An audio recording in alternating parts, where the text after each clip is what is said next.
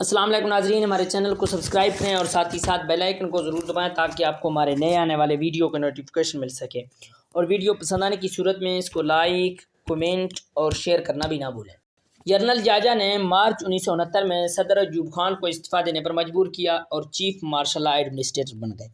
اب جنرل جاجا ایک ہی وقت میں پاکستان کے صدر، چیف آف آرمی اسٹاف اور چیف مارشل لا ایڈمنسٹریٹر تھے۔ وہ چونکہ ایوب کے زوال کے اسباب دیکھ چکے تھے، اس لیے انہوں نے فوراً سیاست دانوں سے کوئی لڑائی مول لینے کی بجائے ایوبی دور میں سیاسی جماعتوں پر لگی ہوئی پابندیوں کو ختم کیا۔ جنرل جاجا نے ایوب کا بنایا ہوا متنازع آئین بھی منسوخ کر دیا۔ انہوں نے دسمبر 1970 میں صدارتی انتخابات کروائے۔ یہ پاکستان کی تاریخ کے پہلے عام انتخابات تھے جس میں ایک آدمی ایک ووٹ کا اصول استعمال ہوا۔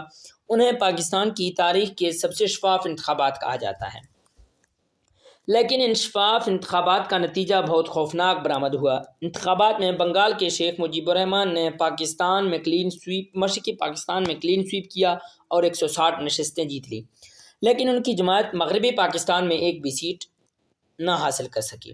ادھر ذوالفقار علی بھٹو نے مغربی پاکستان میں 81 نشستیں جیتی، لیکن مشرقی پاکستان میں وہ بھی ایک سیٹ حاصل نہ کر سکے۔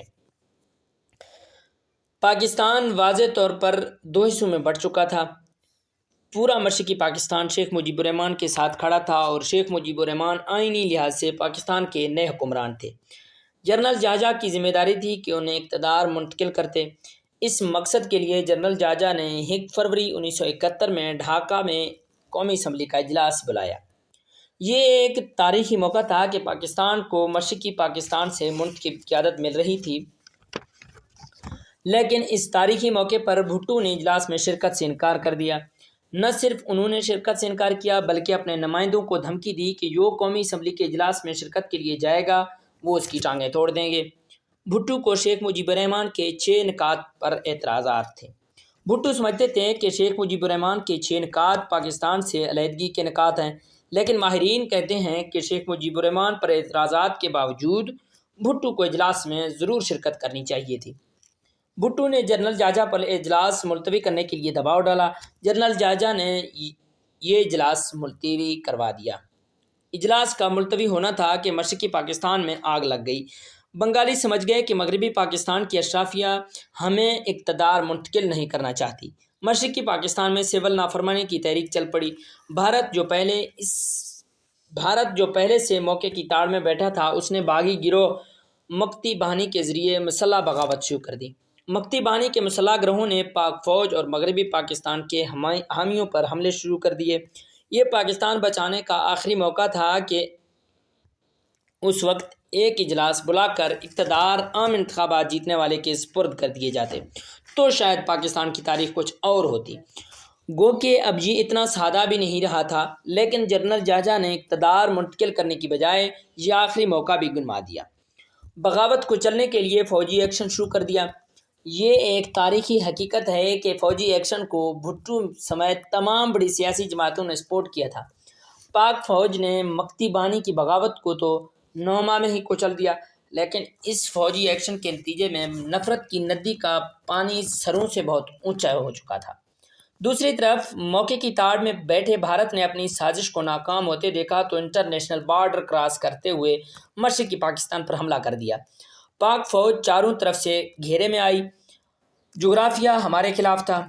پاک فوج مرکز سے 1000 میل دور تھی اور چاروں طرف سے دشمن پوری سپلائی لائن کے ساتھ گھیرا ڈال چکا تھا، جبکہ ادھر صورتحال یہ تھی کہ پاک فوج کی سپلائی لائن کٹ چکی تھی اور مشرقی پاکستان کی سرزمین بیگانی ہو چکی تھی، شکست دیوار پر لکھی تھی۔ اس کے باوجود پاک فوج کے جوان بہادری سے لڑے، وطن کی خاطر ہزاروں جوان کٹ مرے، لیکن یہ ایک ہاری ہوئی جنگ تھی جسے طول تو دیا جا سکتا تھا لیکن جیتا نہیں جا سکتا تھا، اور ہوا بھی یہی۔ پاکستان کو اپنی تاریخ کی سب سے شرمناک شکست کا سامنا کرنا پڑا اور 90,000 پاکستانی فوجی بھارت کے قیدی بن گئے۔ ملک ٹوٹ چکا تھا اور پاکستان مشرقی اور مغربی کی بجائے صرف پاکستان رہ گیا تھا۔ گو کہ ملک توڑنے کا ذمہ دار کوئی ایک فرد نہیں ہو سکتا، اس کے پیچھے سینکڑوں عوامل ہوتے ہیں۔ لیکن اگر یہ دیکھنا ہو کہ آخری وقت میں وہ کون سا شخص تھا جو پاکستان کو بچا سکتا تھا لیکن اس نے نہیں بچایا، تو اس کا نام ہے جنرل جاجا اس لیے کہ ان کی بطور صدر اور کمانڈر ان چیف یہ ذمہ داری تھی کہ اقتدار سب سے زیادہ ووٹ لینے والے کو ایمانداری سے منتقل کرتے، لیکن انہوں نے ایسا نہیں کیا۔ لیکن اس کا یہ مطلب ہرگز نہیں کہ پاکستان توڑنے کے تنہا ذمہ دار جنرل جاجا ہیں، کیونکہ وقت کرتا ہے پرورش، برسوں حادثہ ایک دم نہیں ہوتا۔ ثانیہ مشرقی پاکستان کے ساتھ ہی جنرل جاجا کے اقتدار کا سورج بھی غروب ہو گیا۔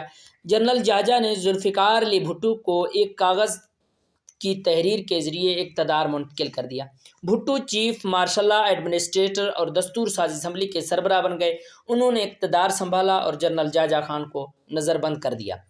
باقی زندگی میں جنرل جاجا زیادہ تر نظر بند ہی رہے۔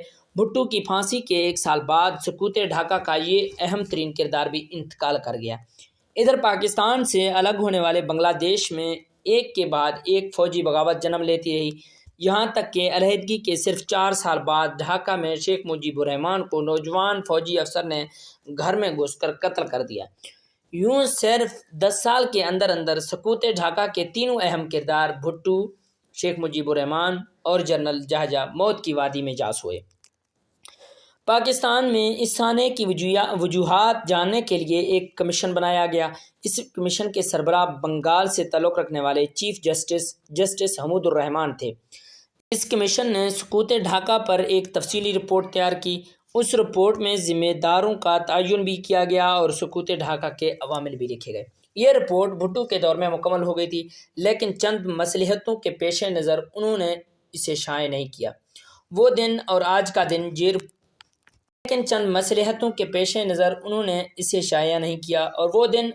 دن یہ رپورٹ کبھی سامنے نہ آ سکی۔